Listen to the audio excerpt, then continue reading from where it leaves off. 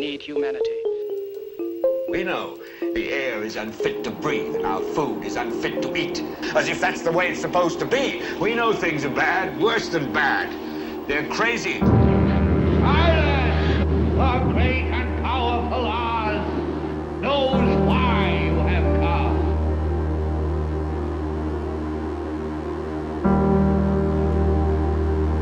You've got to say, I'm a human being. God damn it! My life has value. You have meddled with the primal forces of nature.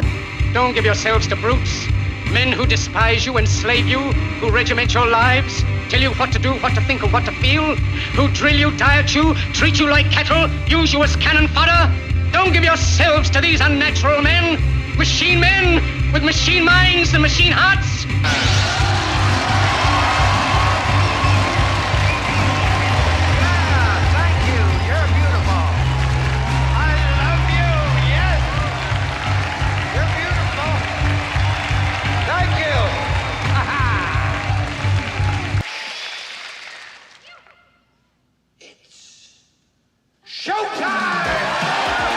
It's time to buckle up for making sense of the madness. And who loves you? And who do you love? Hey everybody, Jason Bermas here, and I gotta tell you, today is a really special episode. My guest today really doesn't need an introduction, but I'm gonna try to do my best to give him one anyway. This guy is an author, an academic, a documentary filmmaker, and somebody who I admire to the level of probably almost nobody else on the planet, because his work not only speaks for itself today and yesterday, but will speak massive truth into the future and tomorrow. I, of course, am talking about G. Edward Griffin. It is a pleasure to have you here, sir. He is the author of books like World Without Cancer, The Creature from Jekyll Island. You can also check him out as a very prevalent role in my film Invisible Empire, A New World Order Defined. Thank you so much for joining us. We're going to be talking about Red Pill University. We're going to be talking about an event a couple years ago. But first, I just kind of want to give you an opportunity to talk about not only your work, but where you see it in the realm of not only mainstream, but alternative media today. Because, I mean, this is the guy, folks, that got the Yuri Bezmenov interview all those years ago. And I see it to this day being posted on social media and still having a great impact. So what is that self-reflection in comparison to the models that we see today? Well, Jason, first of all, please allow me to thank you for that very kind introduction. It makes me feel like, who is he talking about? You know, oh, it's me. That's wonderful. And yeah, it's good to know that my work over all these years, I'm 93 years old now, but I've only got about 65 years or something like that in the fight. So I'm still a beginner in all this. But it's nice to know that my work has had some impact on it. But anyway, thank you for that. And but your question is profound and massive. What is going on in the world today, and what's my perspective on the future? Probably I'm guessing that the people watching your program pretty much have their own ideas, or they wouldn't be watching your program. So we're all in the same tribe, so to speak. We have the same worldview, which means that it's a strange mixture of, I hesitate to call it optimism, but realism. You know, often we think we have to be either optimistic. So I think that middle ground is pretty important, the realistic. And that's what I like to think of myself, which means it's not too hot. My view of the future is not too great, but it's not so bad that we can't make it work for humanity. In other words, what I'm trying to say is I think what America in particular and the world in general has been on for ever since World War I, and possibly before that, the argument could be made, is on a straight path going from greatness to annihilation. And I sometimes, well, in the beginning of my studies on all this, I ran into the idea that this is the natural, normal decline of empires. Like the Roman Empire rose, it grew, and then it declined and it destroyed itself. And historians often describe that as a natural repeat cycle of civilization, rise and fall of empires and civilizations. I used to believe that, and I think it is true in many cases, but I'm convinced that it's not true in the case of our present world. I think I discovered there was another element that was introduced into the mix along about the time of, well, starting with the Civil War, actually, but it was really in full blown by World War II. I use those as the benchmarks rather than putting numbers on it. And it changed in that time because there was this thing that you're not supposed to acknowledge exists, and it's conspiracy. I've discovered that this was not the natural decline of a civilization. There might have been a little bit of that involved, but it was being boosted along, rapidly assisted, so to speak, by people who were very smart and very wealthy and very powerful, who saw that they could gain from much more from a population that was in despair and in crudeness, that was in actually struggle mode to survive, than from an affluent society with a large middle class where people could make up their own minds and say, screw you, I'm not going to follow these laws. I'm going to be a man of my own, and so forth. That only comes from the middle class. And so I saw the beginning of this design by a group of people, which it's always been hard to identify by name. I'm very much against classifying people by group or group names because it's always the individuals within that group. Use for this is cabal, and that's the word I use nowadays. It doesn't mean that I have anybody that I would classify automatically as being in the cabal because of their appearance or their race or their religion or anything, or even their politics. It's because of who they are individually. Well, there is a group like that, and I call them the cabal, and they're all over the world. Now, right now, I think the greatest concentration or at least where the power levers are in the United States. I think they sprung into being in England and the United Kingdom, and that became the center of international finance and all that sort of thing. So it's a long, interesting, and complicated, fascinating history. But anyway, I became aware that there was a cabal. It was international in scope, and they were very smart people, and they held a lot of the cards in their hand in this game. And we didn't even know they existed until fairly recently. And so there's one thing about a conspiracy that is, in order for a conspiracy to survive and be successful, they have to be secret. That's one of the definitions of a conspiracy. Once it is exposed, it's not a conspiracy anymore. It's a former conspiracy. So naturally, one of the first natural instincts that any conspiracy would have is to protect itself from being exposed. So the first thing they have to do is discredit any movement or any information, any individual who's trying to expose the conspiracy. And of course, in our day today, the best formula for doing that is to call people conspiracy theorists. And anybody that has any idea about a conspiracy is called a conspiracy theorist. Well, the implication, of course, is that it's all theory, it's all in their minds, they're all crazy, they're all hallucinating and so forth. I kind of feel sorry for people that believe that, because it tells me that they've never read a history book.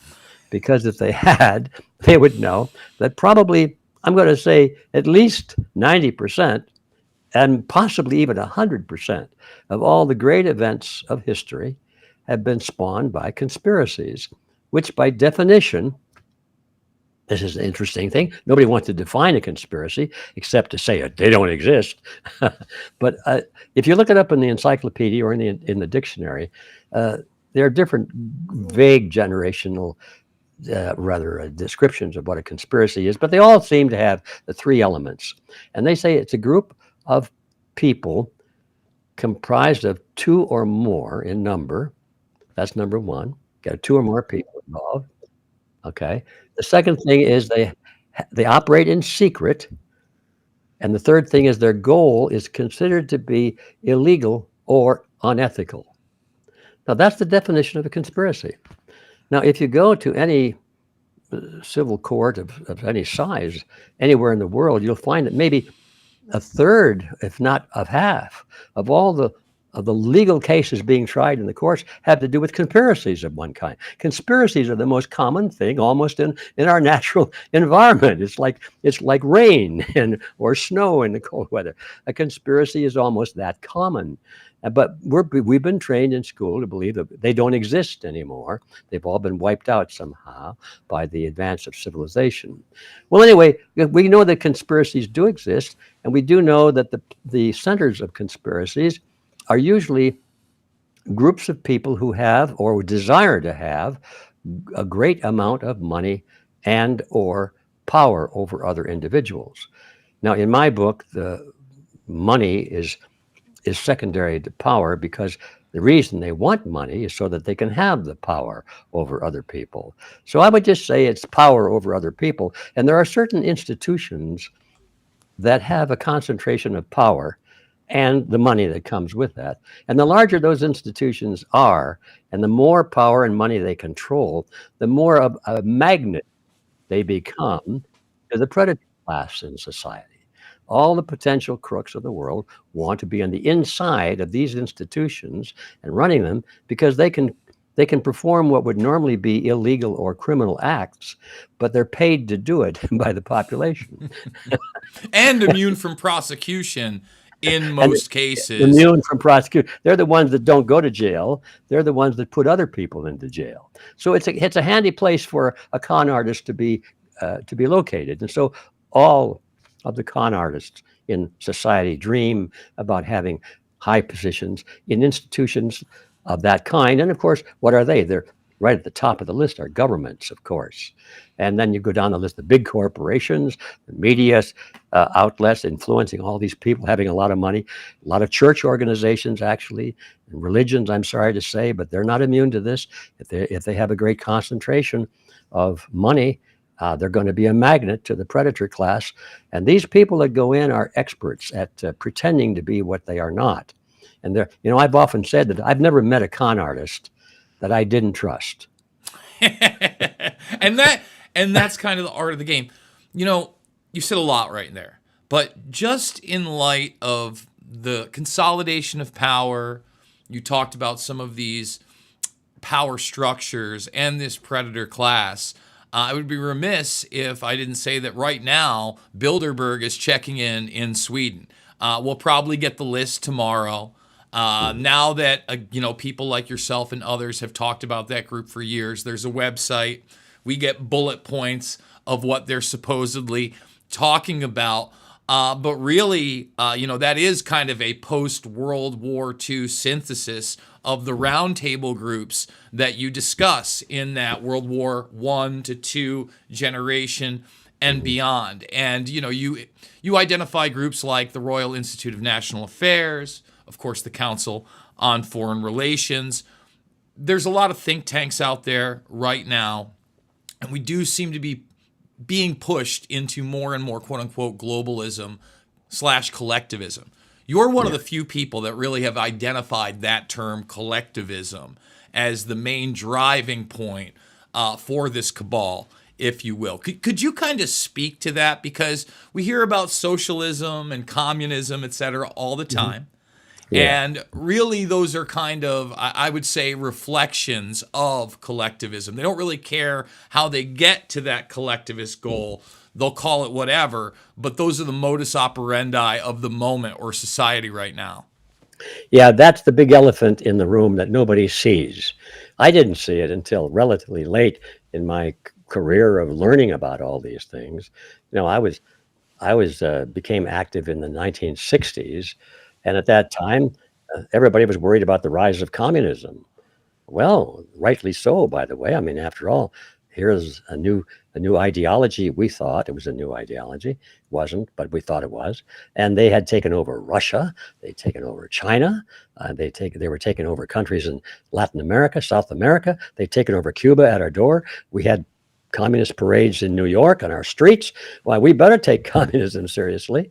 And we knew that they were murdering millions of people that didn't agree with them wherever they came to power. So we were justified to be concerned about communism. And I was one of those. Well, I didn't understand what communism was. I read, a little bit about it. So I was an anti-communist. And so I fell into the trap in those days of believing that anybody that said that they also were an anti-communist, well, they had to be on my side. They were the good guys, right? We were the good guys. They're the bad guys. And that, by the way, that simplicity is still at work today. Look at politics today between Republicans and Democrats, or any division which you want to look at using those old-fashioned words. It's just the good guys versus the bad guys. That's about it. That's about as deep as it goes. We'll get the good guys in office, and everything will be fine. Well, anyway, to make a really long story somewhat shorter, I have to explain this, that in those days I took an interest in what communism was. And I started to hang out. First of all, I had a pretty good job with a large corporation in Los Angeles, headquartered down there. And I was the corporate guy, right? And I was rising up the ladder, climbing the ladder. I thought I was going to be, if not the president of this company someday, at least I'd be a vice president. I'd probably live in a nice penthouse in New York and have a chauffeur and, all the good things, the material things of life. I was a very materialistic person at that time. And so that was my view of being the opposite of a communist. I had a lot of money. I thought that the communists wanted to take all my money. So I was an anti-communist. And so I decided to find out more about what attracted communists because I knew that it didn't turn out that way where they came to power. So I was curious. I started to hang out at the communist bookstore down in Los Angeles on Larchmont Street, I think it was. It was called the People's Bookshop. I went down there, I'm dressed as a corporate guy, and I got the narrow tie, the shiny suit, the sideburns, and all that. And they're looking at me very strange. What's this guy doing here? And I was wondering what I was doing there myself. But I struck up some friendship with these guys. They were nice enough people. They were very dedicated, and they were dedicated communists, socialists, and they wanted to prove why they were on the right side of history, and with all these books down there in the bookstore. So they recommended this book, that book, and these two books over there. And I started buying these books. And I read them. I actually read them, which I say that with a smile on my face because it turned out I discovered very soon that most of these guys down there that were selling the books had not read them. They were selling them, but they hadn't read them. They might have read Karl Marx' Communist Manifesto, but very few of them had read Das Kapital, which he wrote too. And they hadn't read the works of any of the other communists. And they certainly hadn't read the works of Vladimir Ilyich Lenin. And there was a big section in the store, I think it was 4 or 5 volumes, thick books of the collected works of Vladimir Lenin. I bought those and I read them. And that's where I really learned what communism was. Now I go into that because at this time, I was making notes as to what these principles were that the communists believed in. And then I got curious, well, what about the opposite? What's the opposite of communism?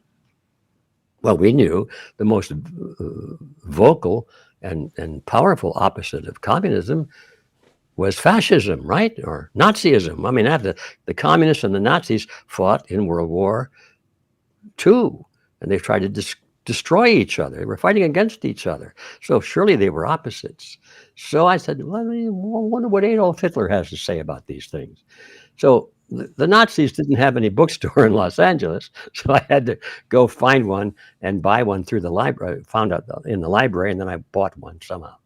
And I read Mein Kampf, and then I read the works of Mussolini, and I was starting to take these notes like I did when I was reading the works of Marx and Engels and Lenin, and all of a sudden it dawned on me, I'm writing the same points. What? This is what they believe. And the deeper I got into the so-called right-wing literature, I say so-called, I'll come back to that in a moment, I realized that these guys believed exactly the same thing. If you just stripped away some of the colorful language, and some of the things are relatively minor, one of the principles of all of these is that they have to have a hated enemy class of some kind. You have to hate somebody. So you think with passion rather than reason, I guess, suppose. But they all have a hated enemy that you can blame as the cause and the reason you have all your problems in your life. And while the communists were they hated the wealthy class, the capitalists versus the communists. They were the wealthy versus the working class and so forth. But and the Nazis hated the Jews because they were, in general, many of them were more profitable and were making a lot of money off of the working class. But they always have to have somebody to hate, But it's the hatred symbol. The symbol or the ideal or the principle is to hate somebody. Well, they both have. All of these regimes have someone to hate. It's a conqueror, or it's a foreigner, or it's another religion, or it's a different race, or something. It's a colonial imperialist. You've got to have a hate symbol. Okay. All right. So I started to realize that, well, wait a minute, this is all the same thing. And it is exactly the same thing. And then I realized that fascism wasn't the opposite of communism at all. It was the same thing as communism. How can this be? And then I started to dig deeper, and I discovered it's because there is a name for this collection of principles that both sides believe in. And it had been used quite extensively in the old books, like at that time, over 100 years old. Now it's almost 150 years, 160 years old before that. And those words are individualism versus collectivism.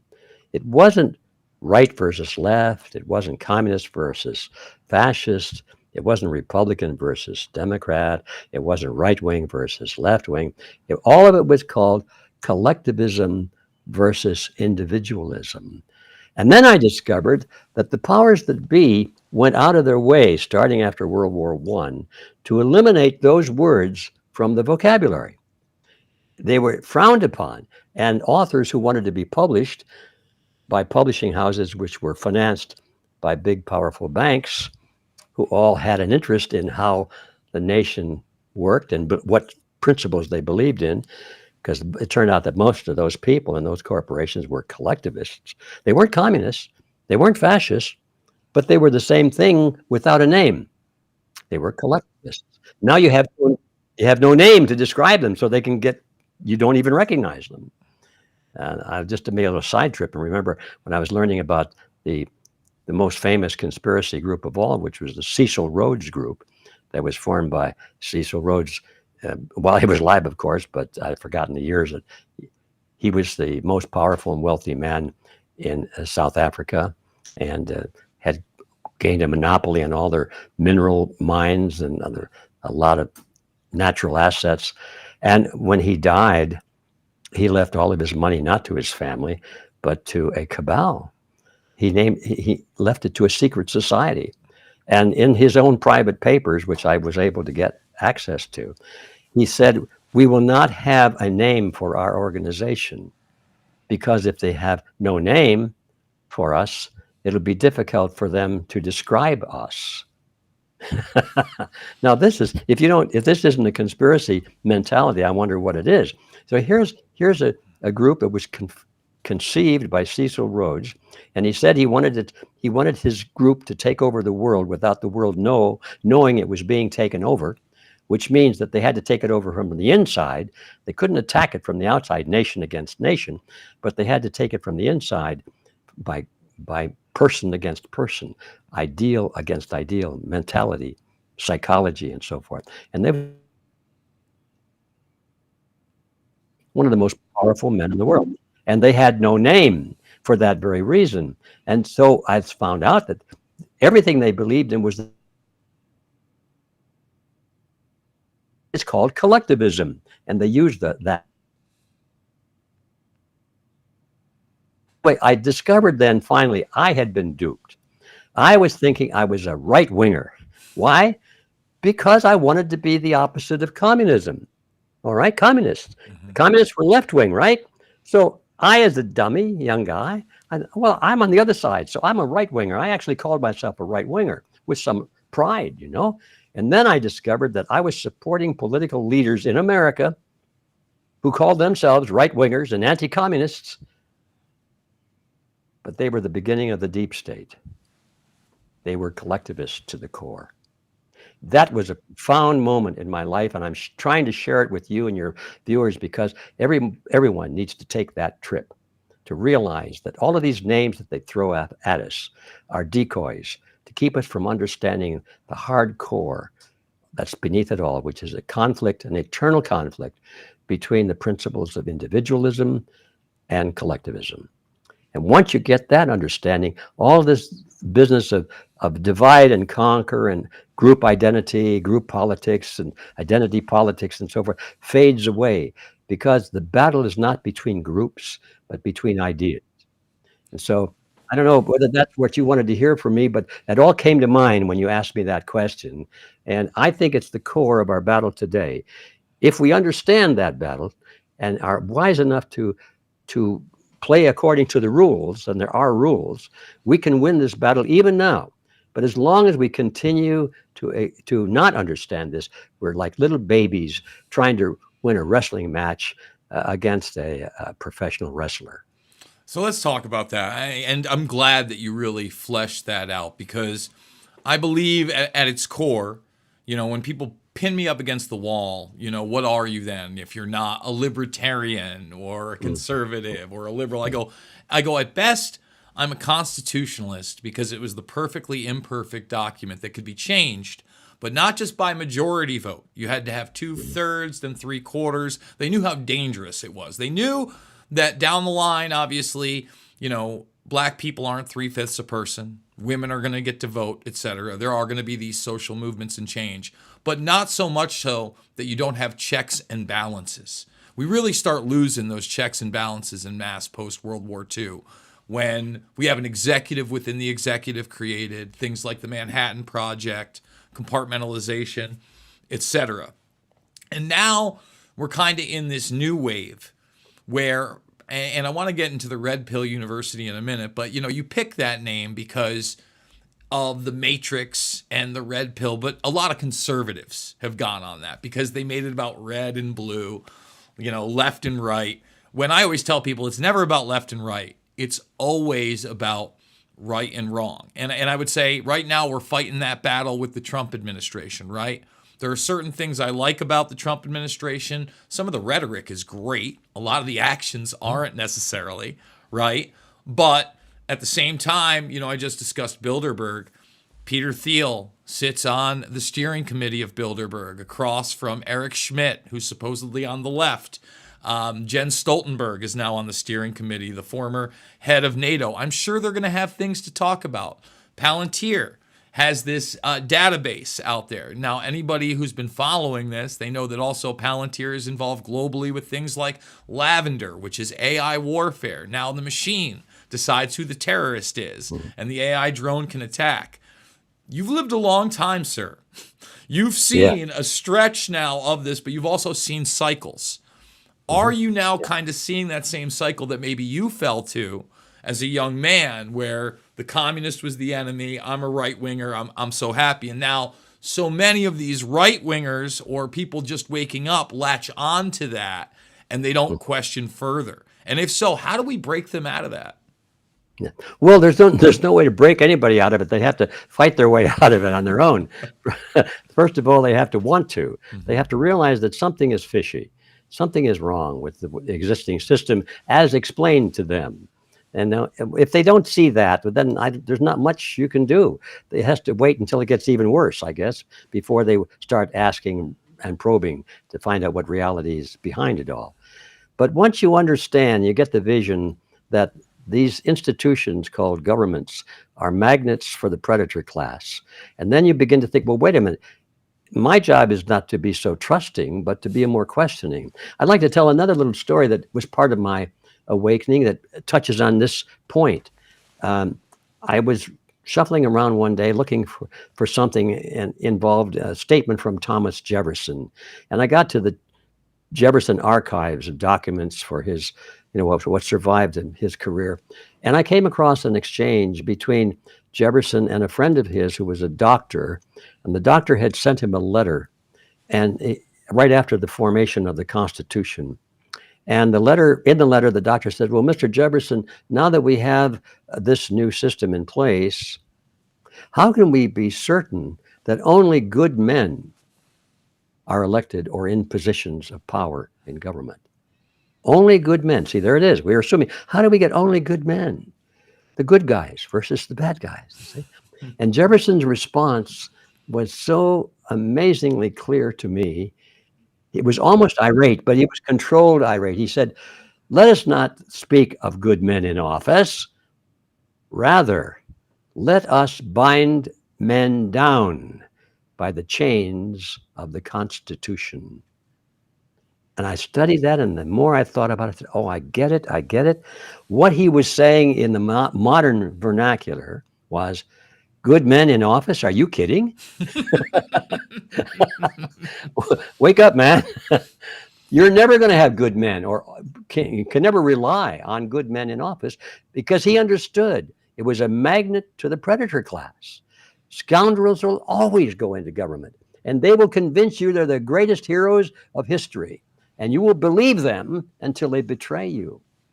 In fact, you may not even believe it then. I can't be. It's their advisors. He had bad advice. He didn't do that. It was his advisors. And I knew he was a good guy because I voted for him. And I would never vote for a bad person. So that makes whoever gets elected is automatically a good and sincere person. Anyway, Jefferson knew that. And so that was one of my other turning points is people that you trust. And the answer is you don't. You don't have to judge them, but you do have to distrust them. As harsh as that is, if you assume that if somebody is in office and therefore you have to trust them, you have just signed your death warrant as far as your liberty is concerned. Well, let me say this. You can trust but verify. Not Well, that was blind Reagan. trust, right? That was Reagan, yeah. You don't just Trust say, "Oh, but they're verify." going to do it." If they said they're going to do, like with all these Doge cuts, right? Okay, show me who's getting fired. Show me who's getting arrested. Show me where it's gone, and then what? Now we're voting against it. It's going to keep going, and even if it's not USAID, you know as well as I do, there's a dozen different avenues. They're not getting cut. Yeah, that's right. And the little people are being laid off, but the ones at the top are still there. See? Okay, that's the thing. Now, once you see that, that's a bell that cannot be unrung. And but the hardest part is seeing it for the first time or hearing it for the first time. And once you get the picture, you realize, I get it. Good men in office? You got to be kidding. We have to. I've forgotten who it was. It might have been Madison or somebody that was speaking about a proposed amendment to the Constitution, even right after it was written. And he said, we should be very suspicious of anyone who approaches that jewel. Okay. It was like this was a jewel that everybody wants to steal and take away from you, your freedom, your constitutional liberties. If we're going to amend the Constitution, we better slow way down and start asking questions. Who wants to change it and why? Are they trying to steal something from us and so forth? And that was really good advice. I think to live in the real world, it doesn't mean we have to be negative we just have to be aware of reality. And that is, first of all, government is not designed to take care of us and give us all the things we want. It's designed to protect us, not us, but our lives and our liberty. And that's all. I could go into that later, but it's part of the awakening is what is the function of the state in the first place, And if you assume that it's true that the state should only do those things which the people authorize to do, they have the power, the people that have the power to delegate it to them, then it means that the government can only do those things, which means, back up, what is government? Government is the legalized use of force. Let's get to it. That's it. The legalized use of coercion. That's what government is. And can I stop you there really just quickly? Because there's so many people out there, it's not so prevalent now, but that would give me the kind of anarchy argument of no government, and they would say the non-aggression principle. And just like you kind of just said earlier, you have to live in reality. And that means we can't have comfort narratives as well, where it's like you have to deal with what's on the table so you can navigate that, whether you like it or not. And we live in the real world where we not only have governments, but militaries with a lot of weapons that civilians don't. We also have cultures, etc., that are extremely different.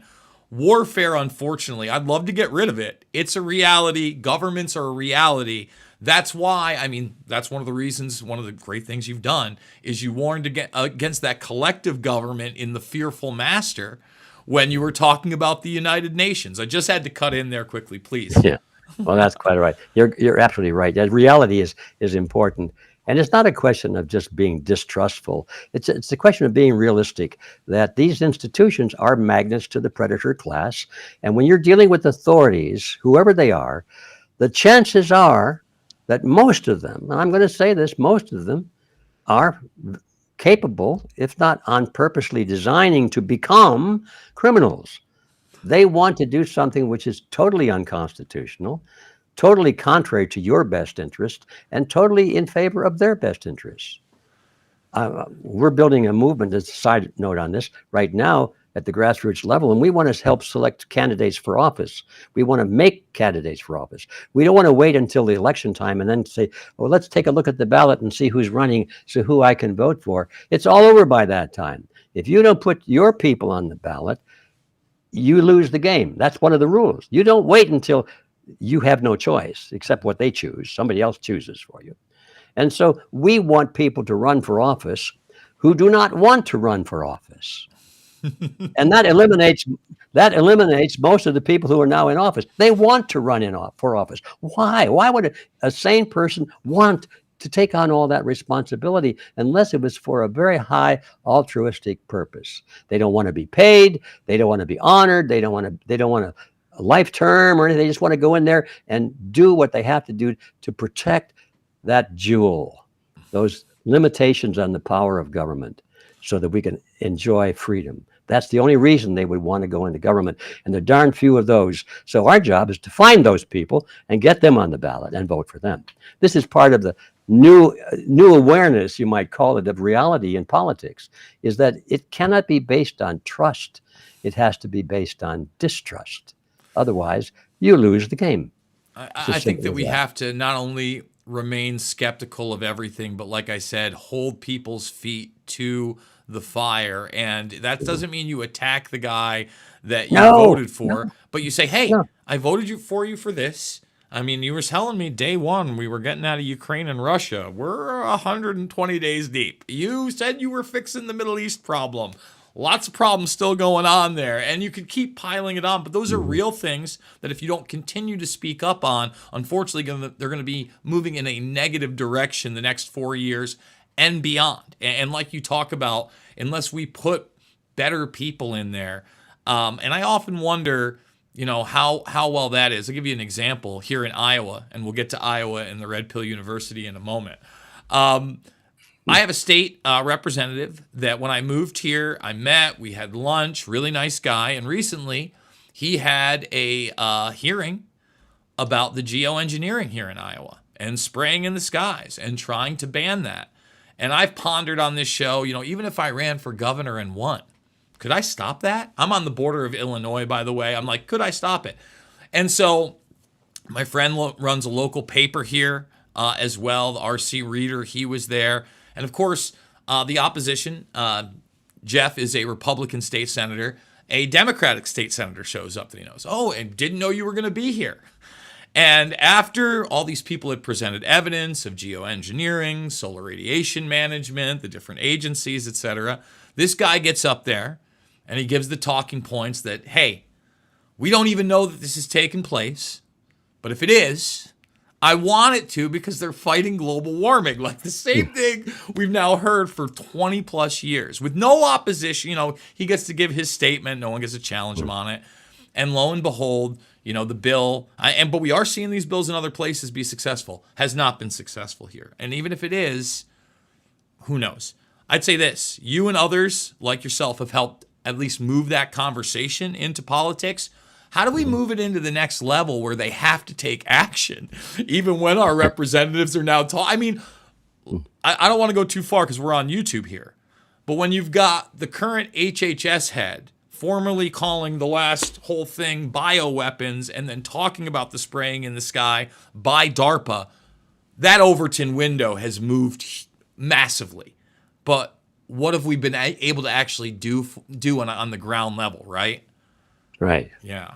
Well, that's the point, is because we assume that our leaders really are sincere.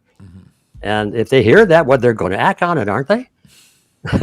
Or are they? I mean, I often wonder if they can act on it, but well, that's the point. That yes. is the point. Yeah. Who are they, the part of the cabal, or are they puppets of the cabal?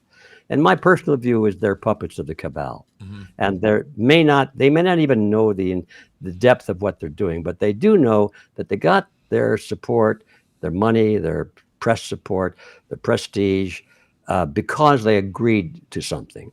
They agreed to play the game for somebody else, and they're paying their debt back when they get into office. That's why they can do certain things, and for some unknown reason, all of a sudden they turn around, make a 180-degree turn, because they got a phone call.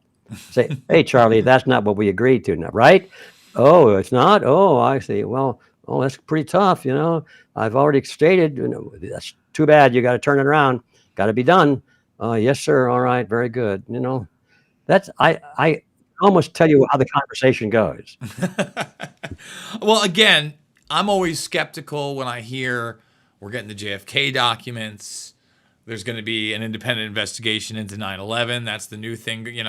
Now Kurt Weldon is making, and I interviewed Kurt finally after, almost 20 years about talking about the subject. Schaefer came on the show. Hell, I interviewed Rudy Giuliani this year and got to talk to him about 9/11. That's how much that window has moved. I mean, that just shows you. But again, what's getting done about it? Let's talk. Nothing. Yes. That's the point. You can talk about it till you're blue in the face, and you can be thought you're a good guy because you talked about it. Yeah. And that is dangerous. Now, that's part of something I'm going to be talking about at the the Red Pill Expo coming up in July, is this business about how to play chess in politics, the chess game called politics.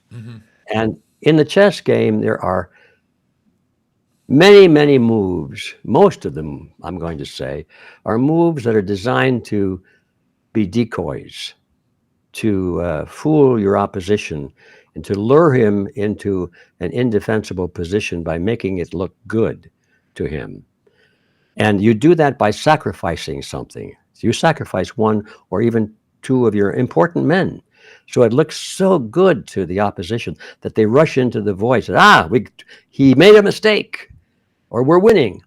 But 2 or 3 moves down the line, they discover, oops, now I'm trapped. And they take your king, and they win the game and you lose because you believed that they had made a mistake or that you had lost. Now, if you read the Art of War by Sun Tzu, he explains all that. He says that it's one of the goals of warfare is to deceive your enemy into thinking you are weak, into thinking you are defeated. In fact, one of the most important rules of chess, by the way, was formed or devised by the old Mughal conqueror Tamerlane, Timur the Great, and some of his military moves were included in the chess game as we know it today, and it was based on feigned retreat, pretended weakness.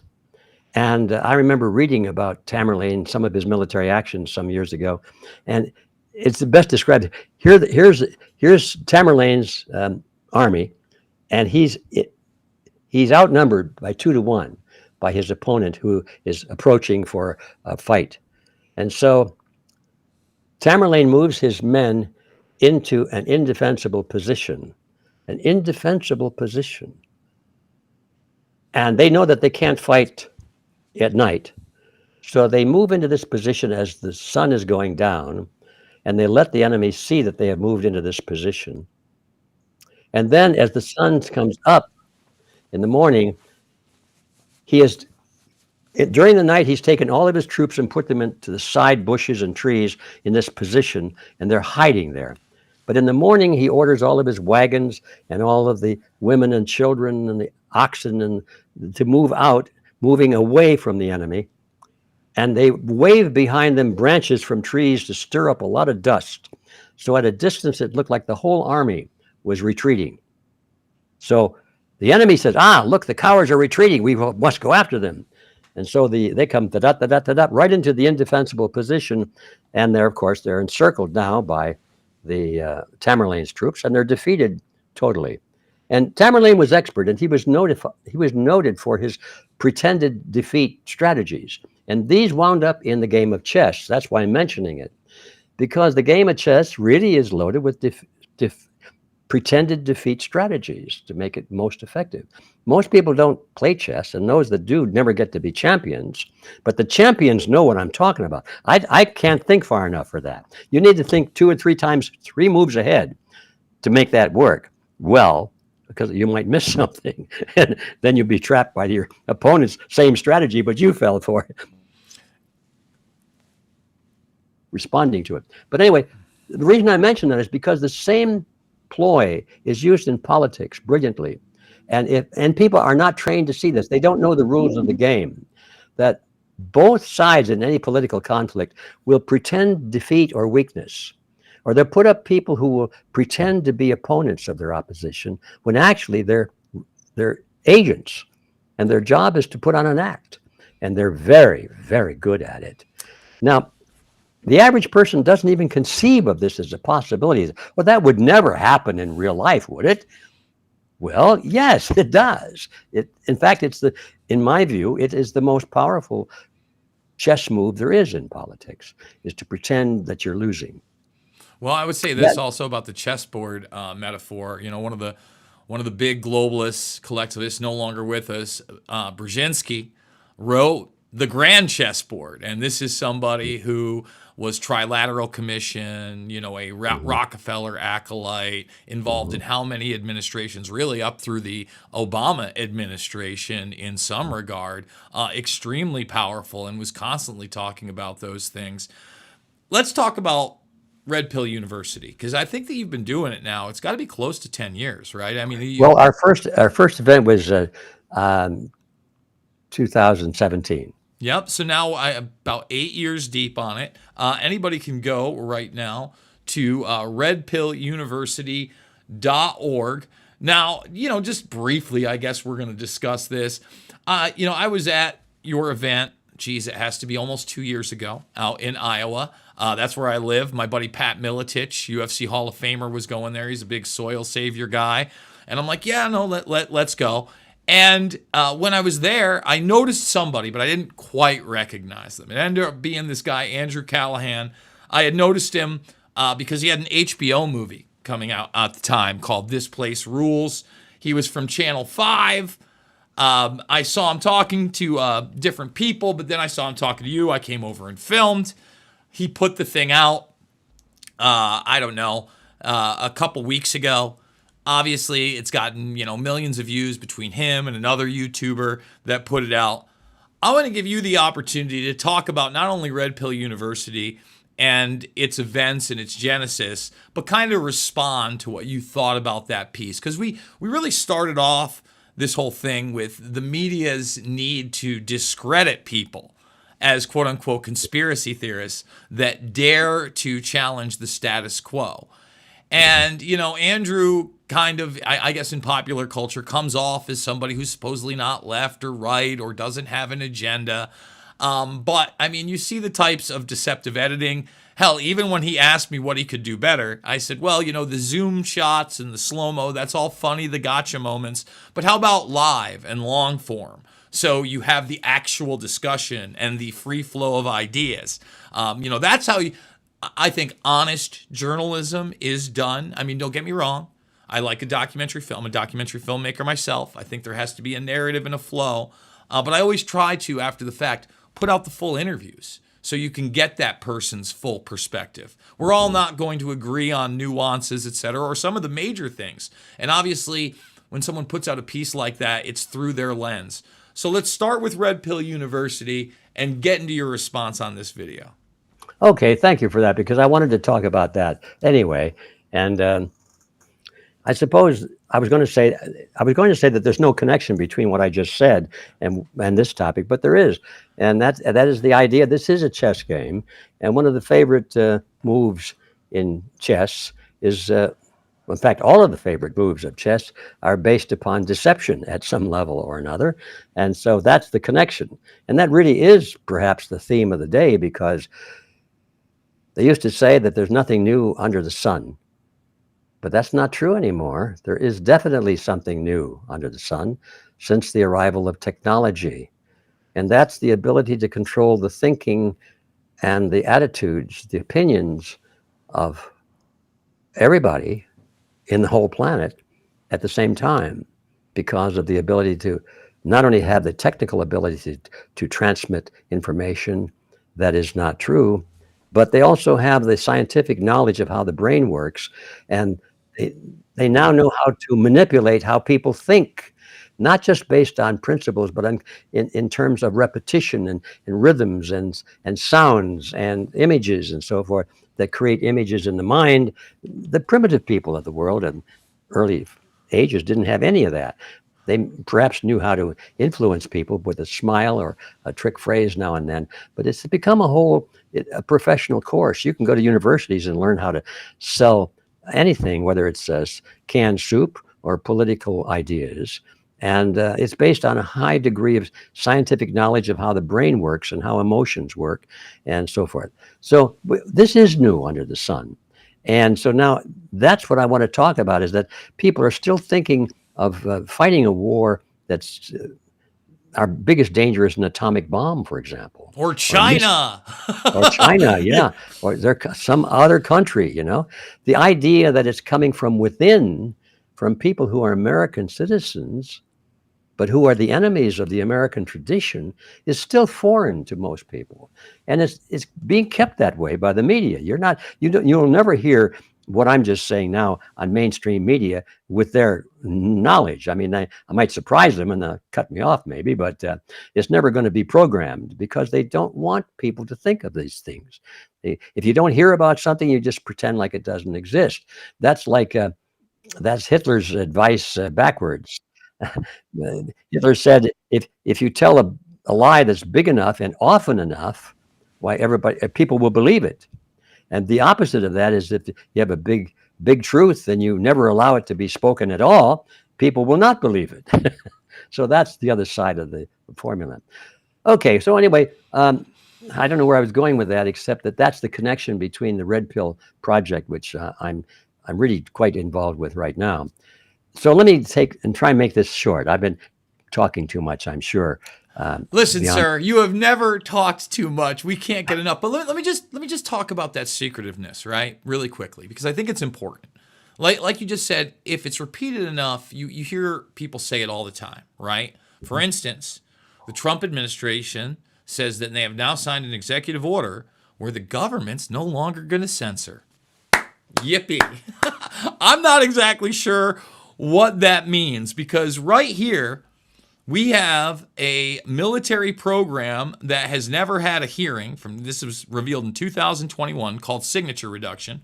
It's an art form. It's not even the official name. It is the largest undercover force the world has ever known, created by the Pentagon over a decade.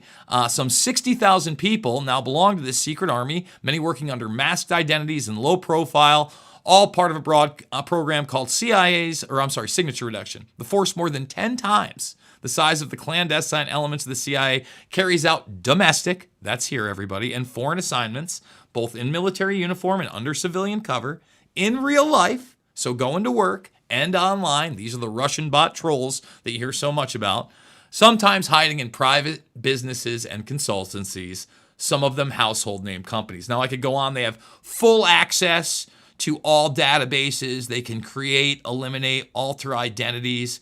Right, I mean, this is a good read right there. That is the DARPA hand sleeve that they use that can have anybody's biometrics and emit human oils. This isn't talking. You don't think they're in Twitter or X or Google or all these places that they censor? Of course they are. And there has been no criminal repercussion, not only for our government, but the businesses that have worked with them to censor. We can talk about the CIA Project Mockingbird. I doubt that it's ever ended. I think that it's gotten extremely sophisticated and much more reverent. And that's why, when you look at something like the Red Pill University that's trying to combat that, and at a human level, by the way, In an era where the algorithm is curated against truth and questioning, unless it's narrative approved, right? It leans you into a certain angle or a certain personality, etc.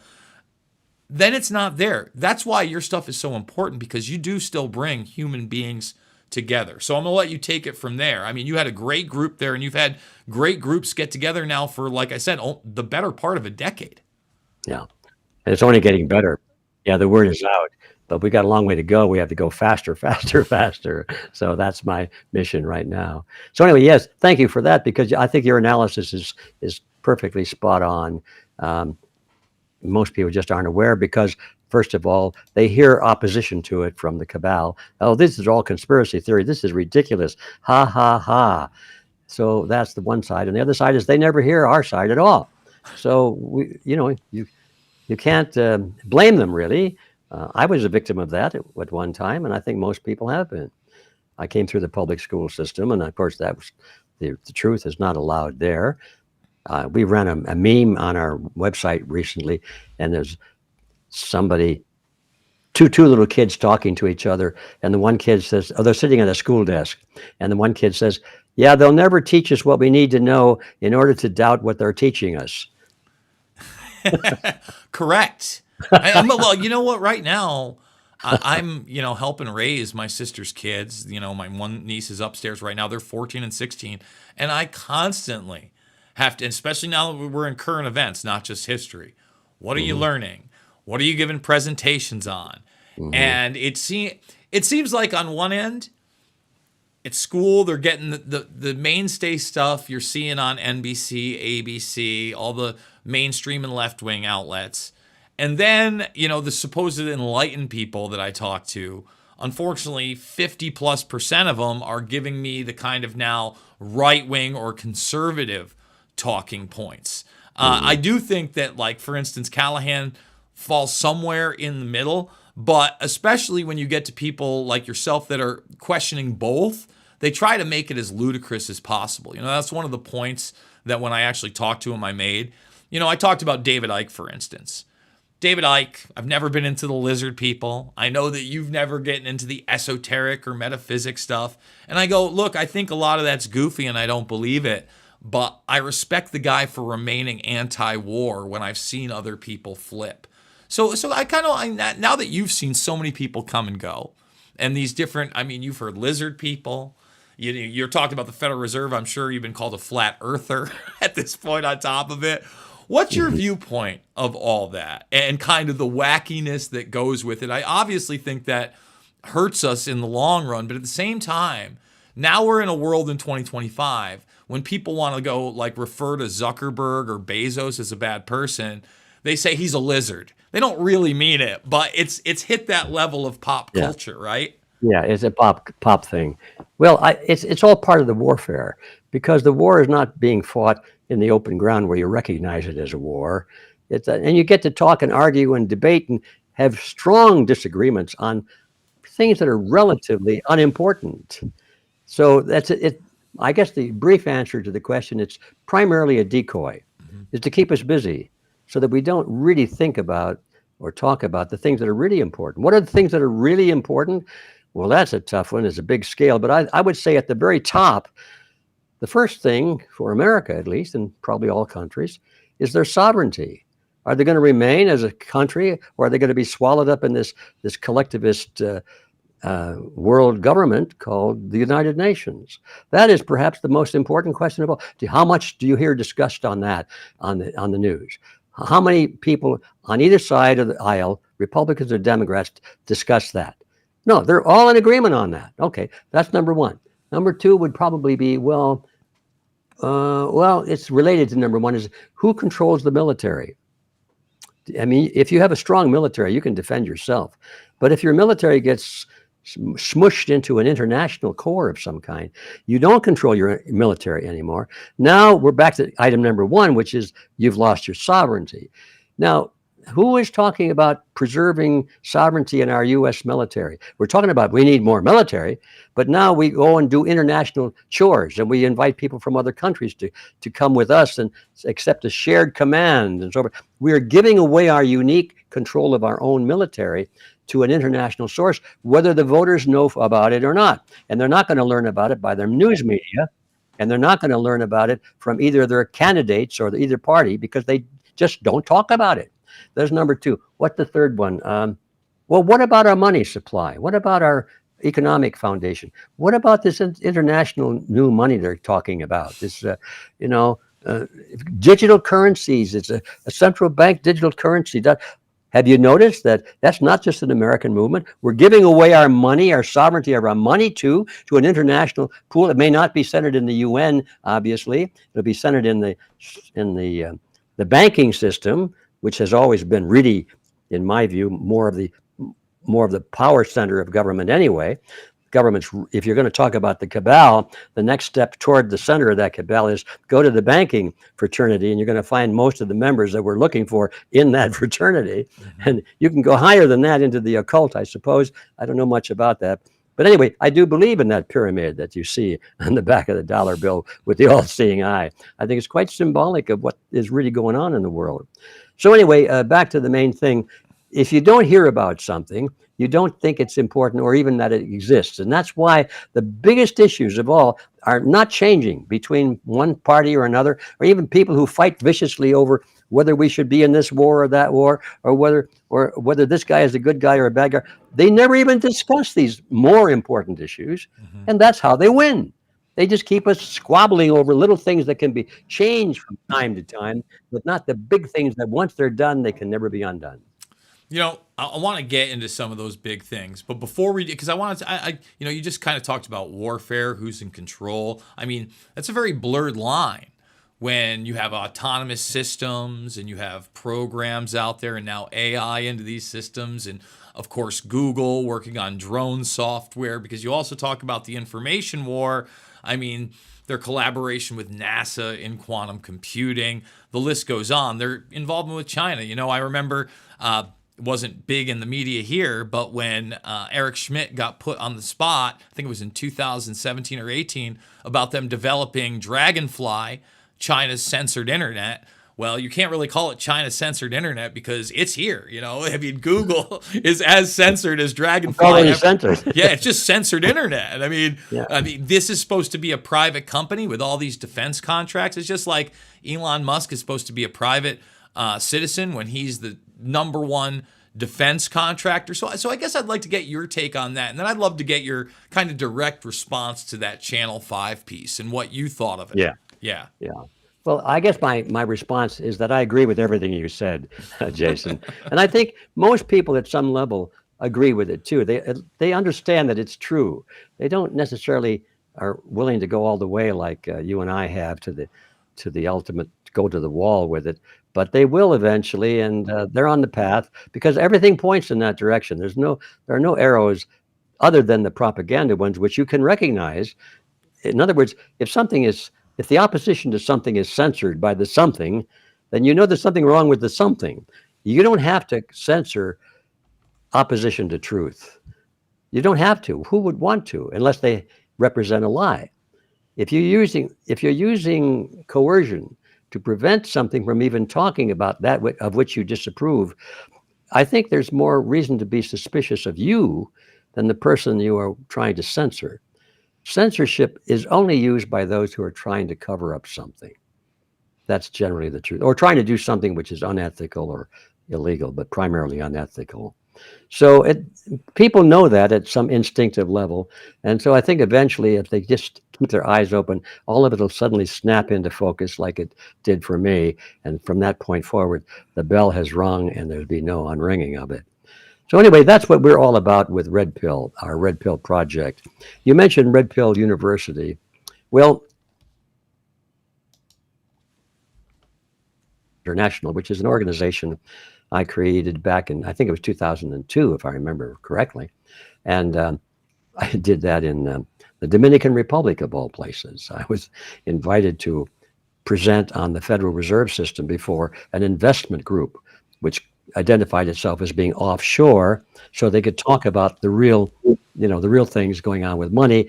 They couldn't say certain things because in the United States, the land of the free, because they would be put in prison if they said it. And it was true. So they meet offshore. And so they invited me to speak about the Federal Reserve. But most of the other speakers were concerned with investments that you could make offshore, which would not be regulated by the federal government, what all the different agencies. FTC, Federal Trade Commission. Yeah, Federal Trade, FTC, and others too. Their banking rules and so forth. So anyway, I was there. I knew why I was there. That was to scare everybody into taking their money away from conventional investments and put it in these offshore investments. That's why I was there. I didn't care as long as I could tell what I needed to say about the Federal Reserve. I was reaching people, and I thought it would do some good. That the need to do certain things to bring about change to the thinking of the American people, which had to come before any political or social change would come. First, the people have to be thinking that they want it. Otherwise, they're not going to get it. And so I said, we need to form an organization. I've given some thought to that. Maybe someday we can do it or something like that. Well, I had a lot of people ask me in the Q&A period, well, tell me more about this organization that you're talking about.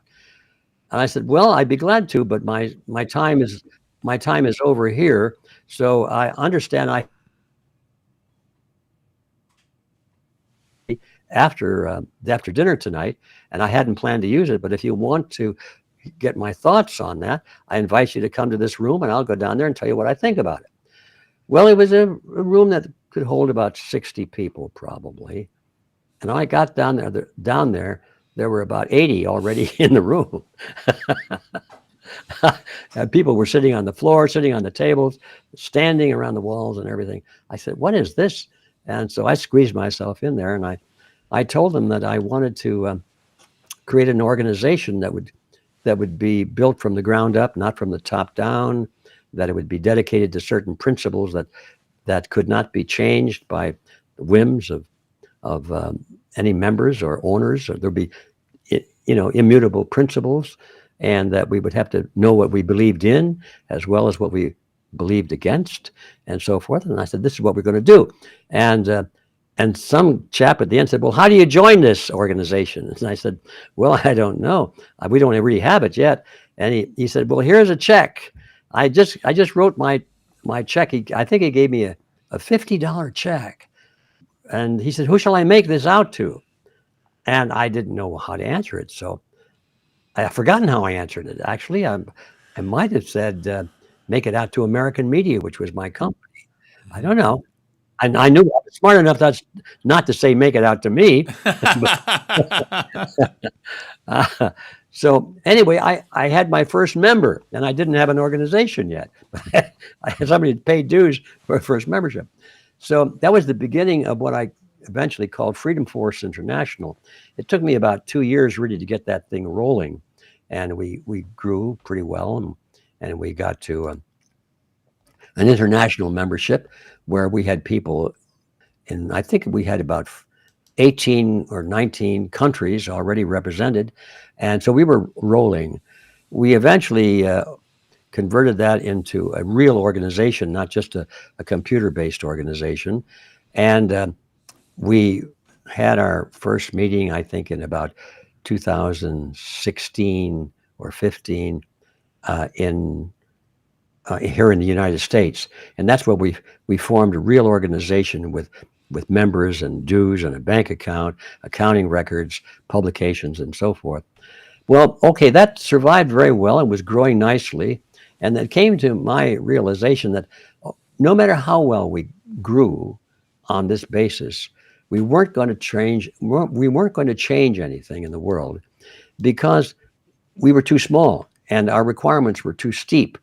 We needed millions of people participating in this, but there are not millions and millions of people that want to read books and become intellectually involved at that level we have to in order to provide dependable leadership that can't be corrupted and all that sort of thing.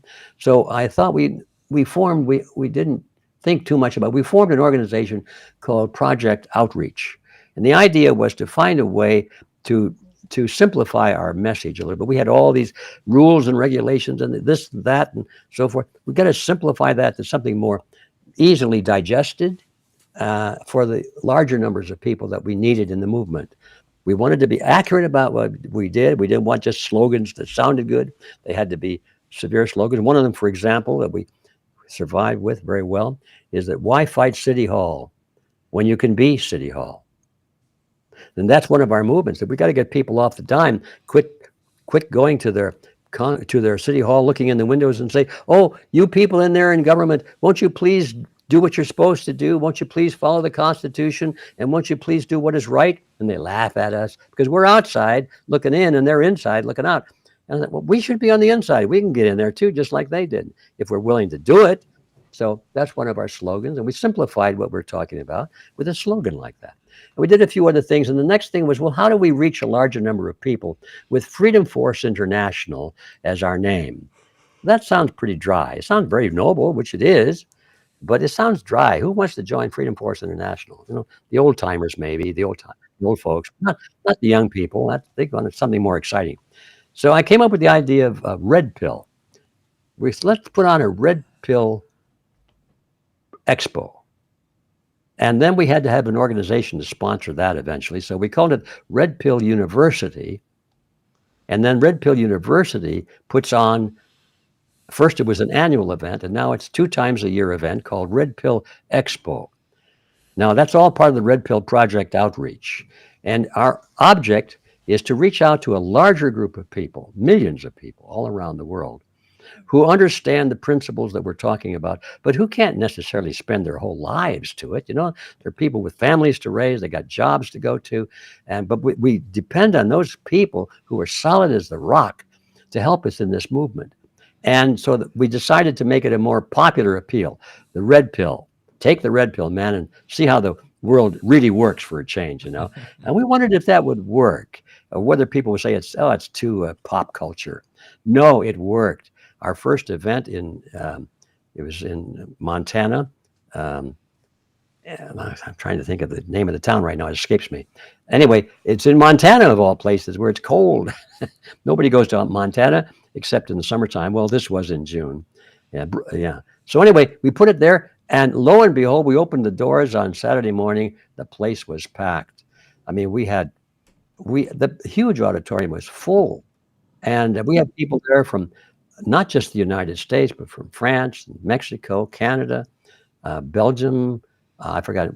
We had true international representation. I knew we had struck the right chord. We're reaching out to a larger group of people who can't make this a full life career, but who want to dedicate a significant portion of their life to making all these things come true. So that's where we are now, operating at a public level, at the outreach level, which is called Red Pill University, which operates full-time, 24/7, but the expo operates twice a year, and that's where we go public with putting speakers on the stage, and we have breakouts and so forth, and that's where people get to meet each other from all parts of the world and form into coalitions.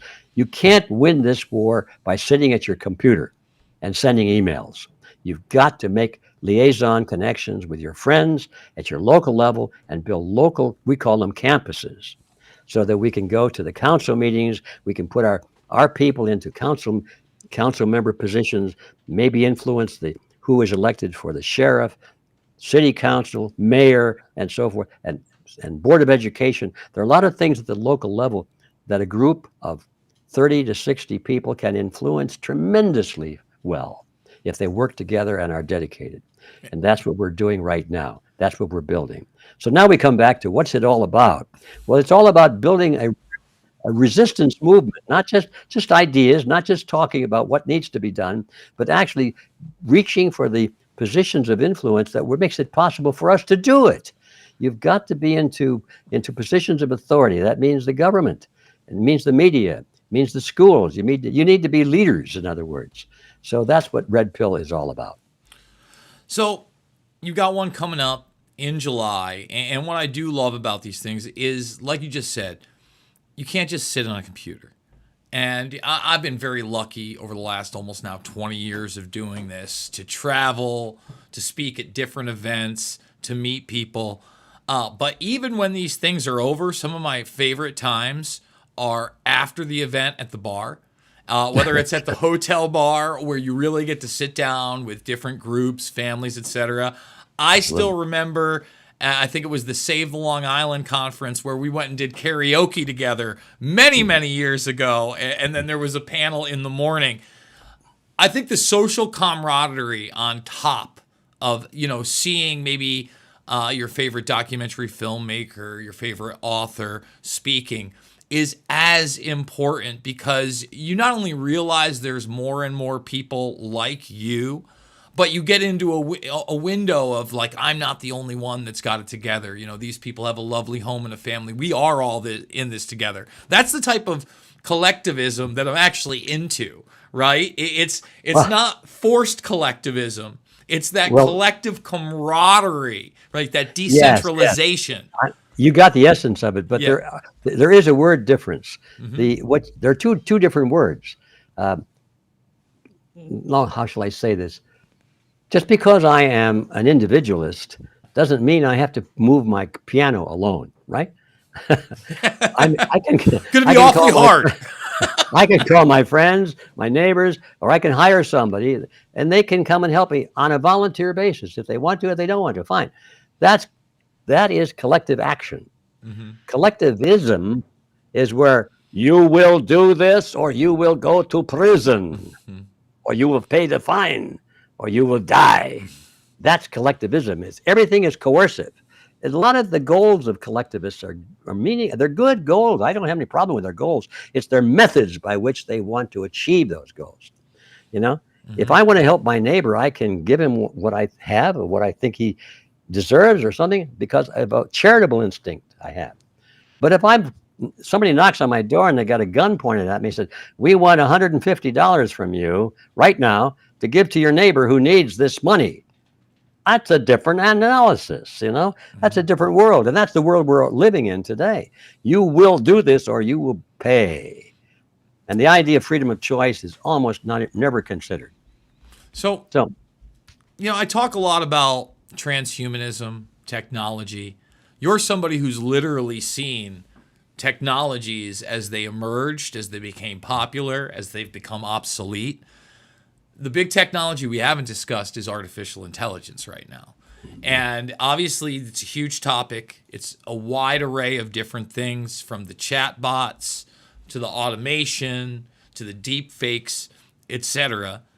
What is your overview of that technology, especially with that 30,000-foot view of somebody that saw, radio go by the wayside and television become popular? Now television nowhere near as popular as computers were, but computers aren't that popular anymore. Now it's the magic box in our pocket. Do you see this as an extension? Because for me, my biggest concern, obviously other than some of the moral implications, is the narrative it's already selling on. It seems to be an extension of that mainstream narrative, right? And so many people are now relying on this thing for their research, for their viewpoints, for even their social lives, right? And how to act. And to me, this is ultra artificial and ultra dangerous. At the same time, obviously there are things that you can utilize it, just like I can utilize a Google search, just like YouTube may censor me. I'm going to try to reach as many people on it. What is your overall kind of, hammer technology viewpoint of this? Is it building the house? Is it bashing the head? Is it a little bit of both? Is it even more of the fearful master than something like the United Nations? The short answer is all of the above. But that 30,000-foot view is interesting. What is it? Well, it's a continuation of a process that's been going on for a long time. The advent of technology does have it is a two-sided sword. And we know that it can be used for good or evil. But we also know one more thing about it that we seldom talk about. And that is that it always ends up being used for evil more than it's used for good. We keep forgetting that part. I don't forget. See, that's my biggest issue when we get into, I just did a big panel on disclosure, right? And I'm highly skeptical of all the alien stuff, etc. But I often point out that there's clearly technology that's out there that's being utilized for warfare that we're not privy to. And that same technology instead of enslaving humanity or just for warfare, could empower us, probably with Good. cheaper electricity, an abundance of resources, maybe food that wasn't genetically modified to hell, Mr. Griffin, those things. But what have they chosen to do? They've poisoned our food. They've poisoned our air. They've poisoned our water. The technology in many ways has poisoned our mind. I wish it was the other way around, but like you said. Yeah, we all wish that. But let's be realistic. We're back to realism versus pessimism or optimism. Realism teaches that technology always will be used against the betterment of the human race. Why? Because there's motivation for evil people. We'll call them evil people, for the cabal, for the predator class, maybe that's a better phrase, to use technology to their advantage. And if they can, and they've got sufficient money to do that, they will succeed. And the average guy would be running around saying, well, what am I going to do about it? What can I do about it?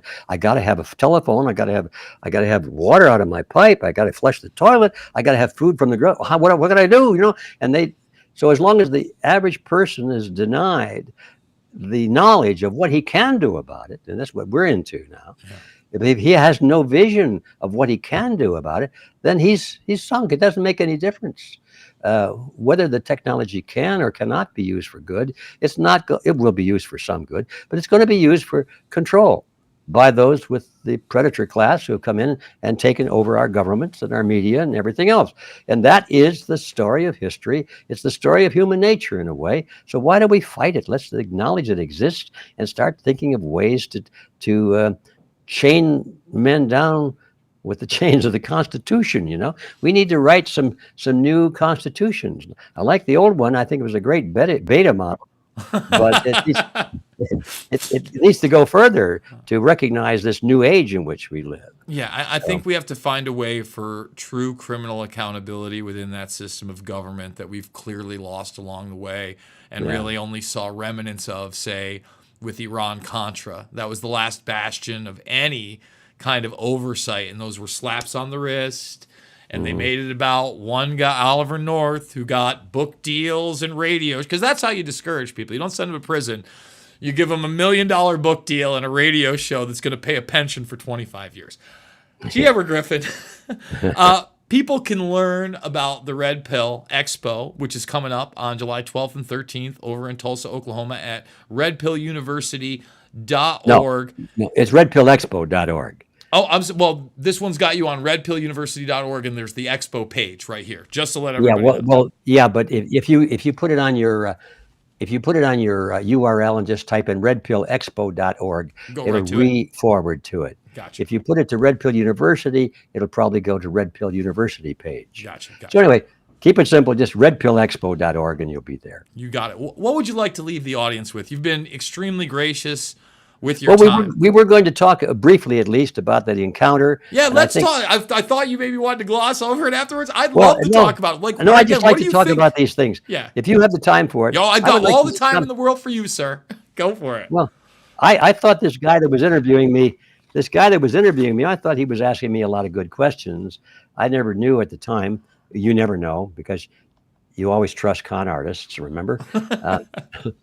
And so I trusted him. But he was really setting me up. I found that out later. So when I saw that video a couple of weeks ago, I was shocked, I guess, because I didn't expect it, but I should have expected it. So anyway, what is it? Why are we even worried about it? Because I think so many people can see through it. But I do want to, for those who aren't aware of how the opposition works, I wrote a few notes here the other day about that video that they made around my interview. And for those that haven't seen it, I should explain it. It was an interview done to me at one of the events, the Red Pill Expo events. And here comes this guy with a microphone and a camera, like happens all the time. And he wanted to interview me. I said, oh, great. This is exposure, right? We get the word out. I didn't know he was trying to set me up and make me look bad, which he did. Well, he didn't make me look so bad, except the fact that I was the creator of this organization and this Red Pill Expo, which was lousy. And look at the people that were associated with it, that they were lousy people too. So therefore, I must, by indirect reference be just as bad as they are, or I wouldn't have mingled with them or invited them to participate in our event. So that's where the trickery comes in. The first thing I said, okay, there was the first quote I heard from him that I wrote down, and he was making us all look bad. Okay, we'll come to some specific points in a minute, but then he said, and I quote it. This is what he wrote: "The big problem I have with people like this is that 10 to 20% of what they are saying is so unfathomably true and based that it makes it disappointing that the other 80 to 90% is this like deleterious BS. It's very disappointing for me. It's very disappointing for me to see this, this is crazy. This is crazy stuff." Okay, that's the theme of the whole pitch that he was making, that he was a good guy and he was sort of a moderate. He was looking at both sides objectively. Yeah, 20%, maybe 10 to 20% of what was presented at the Red Pill Expo was true, maybe, but the other stuff is all BS. And now, actually, I agree with that statement. I think it's totally accurate, except we don't agree on who's on the 10% and who's on the 80% side. That's the only difference. And other than that, he's absolutely right. And the stuff that he did is crazy. I agree, it's crazy stuff. Well, what did he do? Well, stuff like he put a clip up of Dr. Lee Merritt, who gave a wonderful presentation. I thought it was quite scholarly about the origins of fascism, the fascism cap, and she had some stuff about symbolism that came from ancient history that I had never heard about before. She'd really done her research. Now, the lady is a brilliant lady. She's a doctor. She's a surgeon. Was in the military for a long time as a surgeon, and she came out and started giving lectures on some of the crazy stuff that's going in healthcare today. And then she got sort of worn out on talking about medicine, and healthcare, and she started going into history about this cabal that I'm talking about.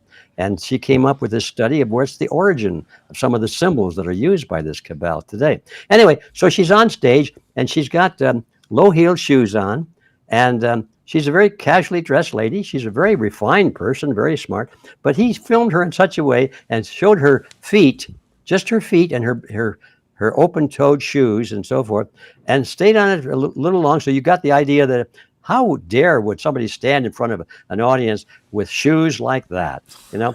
Well, now when you see stuff that's done like that, your alarm bells should start going off, that they're not interested in the message at all. They're interested only in what you think about the people delivering the message, because they really can't argue with the message. So they fall back to making the people look bad. Now, that's my opening discussion on this. What else did I come up with here? There are a couple of completely fabricated video segments in the video that he showed that made it look like it was being produced by us, because the statements being made by people I've never seen before were using words that we would use, but they were using it in such a combination as to sound crazy, you know? And it looked like it was us speaking. And that was completely fictitious. That's trickery, you know? And this was done very well, by the way, I thought. And another one that they did a picture of who was it? It was Hillary. Hillary is shown in the picture, and all of a sudden her face turns into a demon. Well, now the viewer thinks that we did that. The viewer thinks that we did that. Well, we would never dream of doing that. It was so crude and so it's just unacceptable. Even though I don't like what Hillary is doing, I would never. You don't think she's a shape-shifting lizard person, J. Edward? Shape-shifting lizard, yeah. So the point I'm trying to say is that here is a guy that's pretending to be objective, and he just wants the facts. He's not interested in the facts at all. He's interested in making us look ridiculous, and he did a good job of it, I would say, except for the kickback I gathered from the letters that were responding to his video, that a good number of them, maybe 40%, maybe 50%, were taking our side in spite of all that. Yeah. So I would just say that it's probably not worth worrying too much about, because the word is out, the cat is out of the bag, and tricks like that are not working so well anymore. Well, I'll just say again, the guy said he would come on my show. In fact, he shows it with my interview where I ask him, says he'll do it, gave me the number, did say he was reading your book, by the way. Said it was crazy S. So he said he was reading The Creature from Jekyll Island. Never heard back from him after that. Doubtful that he'll ever actually do the interview that is long form. But that's the thing. If he's got an opinion and he wants to say something's crazy, let's have a debate. I would love to facilitate a G. Edward Griffin, Andrew Callahan debate where I would give each person ample time to make their points, because unfortunately, again, that type of journalism is extremely deceptive and it's extremely popular. It's kind of and look, he's not the only one that I'll criticize. I'm one of those guys also with things like Project Veritas or now O'Keefe Media Group. Put all the videos out. Just like with Edward Snowden and Glenn Greenwald. Give me all the documents. I don't want curation when it comes to social, economic, and government issues that affect every single one of us so significantly, right? We want as much source information and I would say conversation as possible. What do you think? Oh, absolutely. Because Lord knows many, if not most, of my cherished beliefs as a young man have been changed by life's experience. And had I not been open to new ideas, even though I may not have liked them the first time I heard them, I listened to them. And in many cases, it changed my whole way of thinking. The first really controversial book I wrote, well, the first book I wrote was a controversial book too, on the United Nations. I mean, I used to be a true believer of the UN. I was taught in the university that the United Nations was our last best hope for peace, and here were people telling me it was just the opposite of that. How ridiculous. Well, I looked at the facts. I went to the library, started to check it out, read some of the books written by the UN personnel themselves, and they were boasting about some of the criminal things they were doing. I thought, is this really real? And yeah, this is books by those people, the general of the peacekeeping force, so-called, of the United Nations, that invaded Katanga in the Congo and really destroyed the only peaceful nation or province in the Congo at the time, in the name of restoring peace to the Congo, which was at war-torn every place else except in Katanga.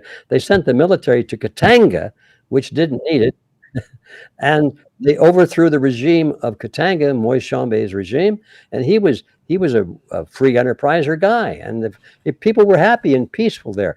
But the UN went in there and tore it apart and invaded them, blew up, killed civilians. It just destroyed. It was an invasion.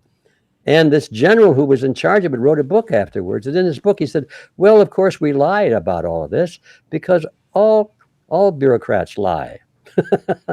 That was his excuse. And you know what? That's another thing about this video that was extremely deceptive. They made it sound like, you charge everybody $500 a month. And that's the only way that you can go there. Folks, first of all, everything's free, but I think at the first donor level, it's literally $3 a month, which is $36 a year. You can't get fast food with the family for $36 anymore, folks. Yeah. And you don't have to do any of that. And he acted like he got kicked out of there because he didn't have $500. No, he's dressed like a lunatic, and of course he had his agenda. Go ahead. Yeah, well, that was perhaps the most poignant point he tried to make, is that it seemed like everybody had to pay $500 a month to be part of this movement, and he stated that over and over and over again. And even some of our defenders in the Q&A period, and the questions that were sent in, the comments, tried to defend that we were charging $500. Well, like many donation-based organizations, you have choices. You can start at, in our case, $3, and then $5, and then $12, and $25, and so forth. And $500 is way up at the top for the big rollers that we hope to attract. And so after this was over, I called in my office manager and said, how many of those do we have? And she looked at me like I was crazy. She said, and that's the thing. Let's say you had one of those people, right? well, that would be great. That would be great. It'd be $6,000 a year for a movement, folks, that's worth $6 billion if you think about our freedom. Yeah. Like, it's nothing, especially compared to even local political donations. You know, the idea, Mr. Griffin, that you have been in this for monetary reasons is so beyond the pale because, you know, like you talk about being a younger guy, having a good job, having these materialistic things. When I was extremely young, now this is like when I'm just starting to go to college, I thought my whole life was going to be about money. I grew up extremely poor. I thought the rat race, get a good job, corporation. I thought I was going to do commercial art as a graphic designer for these people. 9/11 changed everything for me. Well, and it wasn't just the event. It was learning that I'd been lied to on a massive level. All of a sudden, those things didn't matter as much. And I guess being a younger guy at that moment, not being used to being in a nation that was at war, that maybe could have a draft and all these things, it just said, wow, this wasn't what I signed up for, and it's not what's really. It totally changed my view on things, and I can see that you had kind of those revelations where, look, money's important. Got to pay those bills, got to send the kids to school, trying to do the best for them, all that kind of stuff. Want the car working. It is not the only thing. It is far from it. If you can't speak your mind, if you can't travel freely, if you can't love the people you want, have the friends you want, it's worth nothing, in my opinion. Mm-hmm. It's absolutely true. And I think almost, maybe, no, everyone in our movement has come to that conclusion that money is important, can't get along without it, but it's pretty far down the line when you start thinking about your liberty, your freedom, your health, and all of that, you know, your self-respect, your privacy. Those are the really important things of life. You recognize them more readily as you get older, when you can compare the two sides a little bit, if you've had experience on both sides of, you know, like the old saying goes, I've been rich, I've been poor, but richer is better. You know, well, but that is true. You have to admit richer is better, but you also realize that not at a price of losing your integrity. It's not better. That's worse. So those things you learn as you grow older, but most young people don't have that experience, you know. So, but anyway, yeah, the idea of money behind our movement is a laughing thing because I've never drawn any money out of it. And I've funded the whole thing in the first 10 or 12 years out of my own surplus. Fortunately, my books are selling well. So, well, hey, this is mailbox money. What am I going to do with it? I buy a bigger house. I like my house as it is. You know, You've got a lovely home, sir. You do. And by the way, your books are going to be, like I said in the very opening to this, your books, your work, they are going to transcend your earthly existence in a way that I don't even know that you're going to comprehend. I know how they've affected me, others around me. I know when I'm talking to people on the street, they reference your books. Maybe, and not just the red pill crowd. The Creature from Jekyll Island has taken on a life of its own. Kudos to you for that, sir.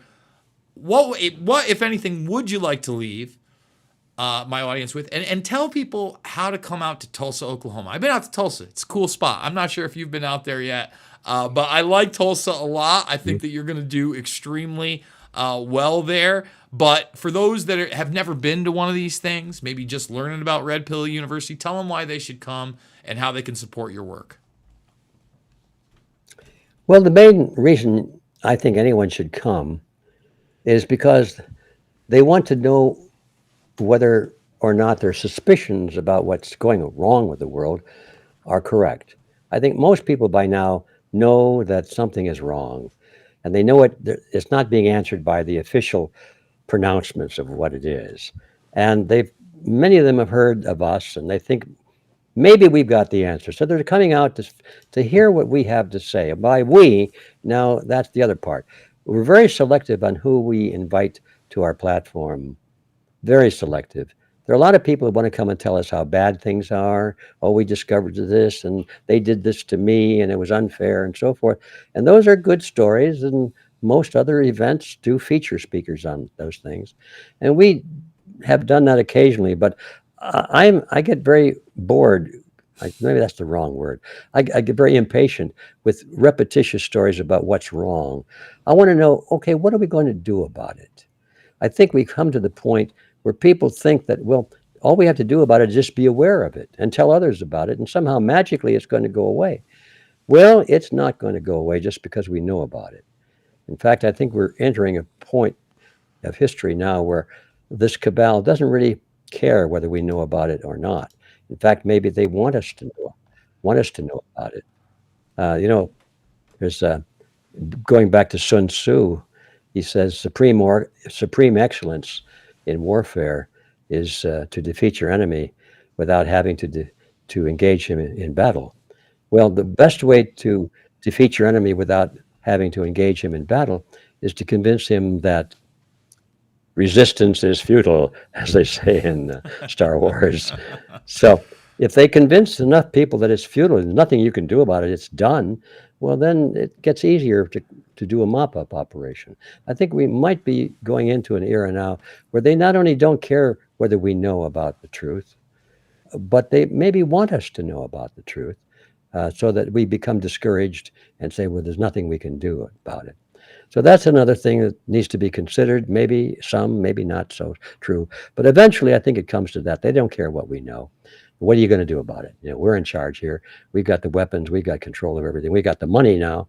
And if you had to depend on us now for your money, which is their next and final step, then there is nothing we can do about it.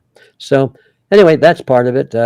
So what do I think about all that? I think it's time for people to come together, and not because they want to so much as know if it's as bad as we think it is, but to meet with other people of like mind so we can explore the possibility of uniting behind a coalition, an international coalition of boots on the ground, where we can really make a difference in our local communities as the beginning of a long process that may not be completed in our lifetime, but it's a beginning.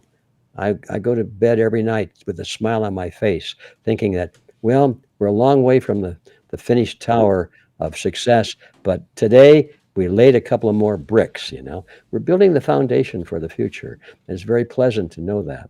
So maybe that's our role. Maybe we will turn this thing around in our lifetime. I hope that it'll happen in the lifetime of most of your viewers and in your lifetime. Probably not going to happen in my lifetime. But I mean, I've been saying that for a long time. But I think it's that eternal struggle, though, right? I mean, if there's one thing I've learned throughout this, you know, I don't adhere to any religious beliefs or dogma, is that good and evil do exist, and that you know we can't just sit on the sidelines. That we have to work towards good, not just for ourselves greedily. Hey, I'm looking out for number one, just like the next guy. But if my neighbor's not free and he's not doing well, then my nieces aren't probably going to be free, and they're not going to be doing well. And the whole thing is that to me is the meaning of life, to fight for humanity and fight for the betterment of humanity. And I think you're a big part of that. That's where you stand out there, Jason. You're willing to fight for what you believe in. Many people shy away from any kind of conflict or controversy. Increasingly you hear people say, well, this is a religious battle, you know. And that's where they stop. And I say, of course I know it's a religious battle, but it's not only a religious battle.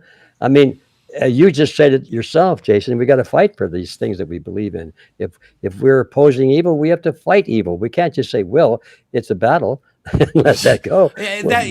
Let's show up for the battle, you know? Yeah, exactly. I get it. I get the God win, and I don't want to disparage the Christians or any. And I have great, not only empathy but respect for a lot of people that believe in these things and fight for those beliefs. But at the end of the day, you got to be able to take up that sword. You have to be able to say no to things. You have to be able to move. I had to move across. I had to get out of New York during COVID. You know, you have to make big decisions when big decisions need to be made. And when you see injustice, you must not only speak against it, you have to act against it in every way. Yeah. There's an old axiom I heard from my Aunt Alice, who raised me. She said, you can pray for potatoes, but then reach for the hoe. G.R. Griffin, that is a great way to end this one. Folks, redpillexpo.org, redpillexpo.org. I mean, I hope we do it again and soon. I'd love to get you on in the next few months and maybe get your take on not only this, probably post Bilderberg, and see where we are in not only the Middle East, but where we are in general with our foreign wars, where we are as a country economically, because this stuff is moving really quickly, and there is no better oracle of truth than you, good sir. So thank you once again. For that. Well, I'll do my best to live up to that reputation. So thank you. So to everybody else, I welcome you to Red Pill Expo. I welcome you to Red Pill University, and I welcome you to the Coalition for Freedom and Justice and Truth.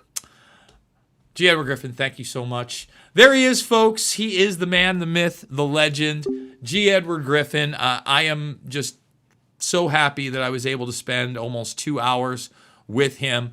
Folks, you know the drill.